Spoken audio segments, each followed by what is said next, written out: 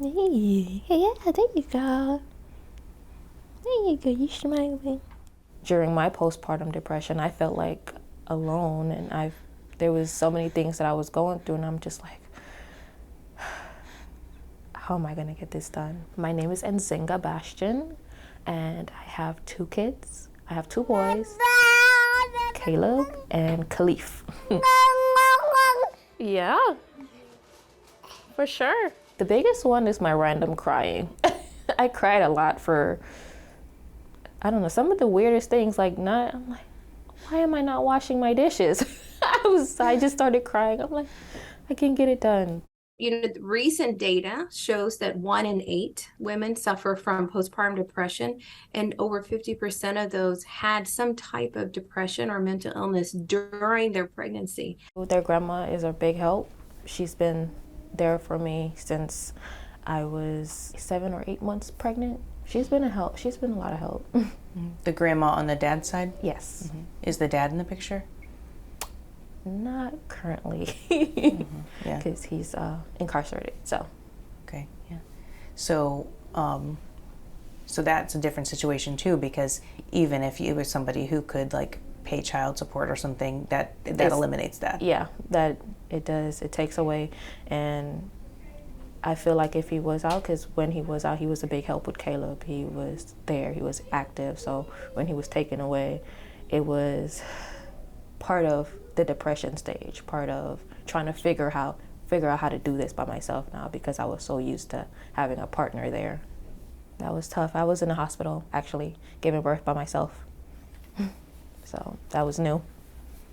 We all need help at some point in time. None of us are exempt from that. And so this is what we want to continue to give to the community, is that hope and inspire them to do for themselves, and whatever that looks like, and being okay with asking for help, because asking for help makes you feel so uncomfortable. And we want to make sure that we're creating a space where you feel like, oh no, I can actually ask for help. Let them know what it is I need. I am Kay Matthews, Executive Director and founder of the Shades of Blue Project. Shades of Blue Project is an organization that is primarily focusing on maternal mental health in underserved communities of color. Yes. Lots of boxes, lots of brand new things.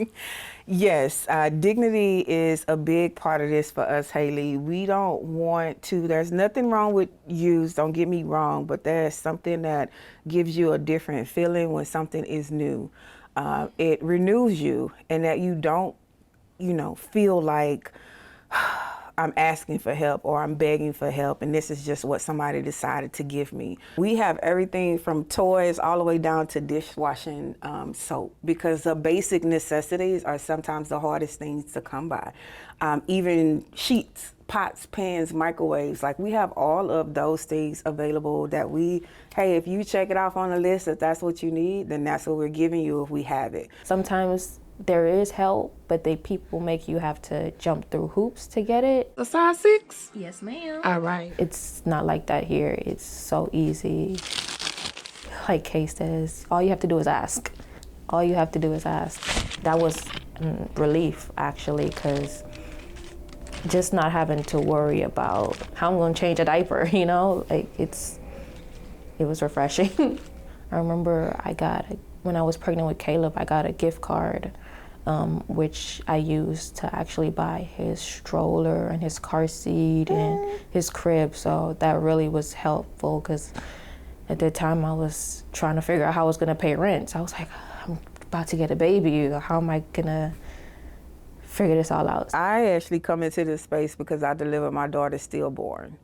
But my interaction with people during and after that time was just one that I kept telling myself, like, this can't be. I never heard my friends talk about being treated like this or ask weird questions by the hospital staff. Because you weren't taking a baby home, you felt like they did not treat you like a postpartum mother. Mm-hmm.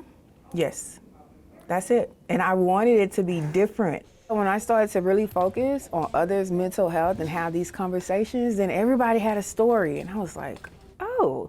So I wasn't by myself, although that's what I felt. I also felt that way, but I also knew that that couldn't be true. I was like, I can't be the one person in the world that is experiencing this. But if we're not talking about it, then that's where the lag comes in. So I started talking about it and being very loud and verbal about talking about it. Then others felt comfortable about talking about it. And then I just merged the two together because I understood that even though I may need to talk about what's happening to me mentally, I'm still gonna be concerned about these diapers. I'm still gonna be concerned about these clothes and whatever else is happening in my household. So I still had to merge the two together. Like, okay, so we're gonna give you these things, and now what are you gonna do for yourself? Are you gonna come to our support group?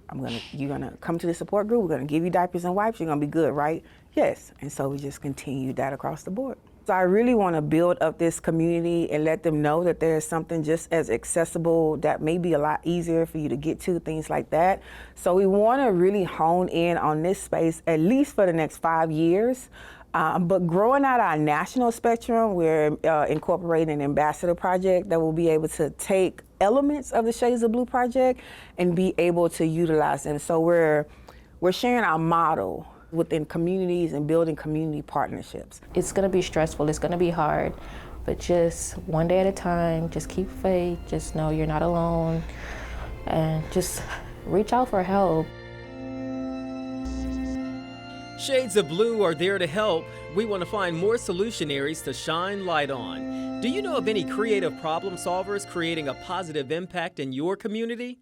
Leave us a comment below and make sure to subscribe.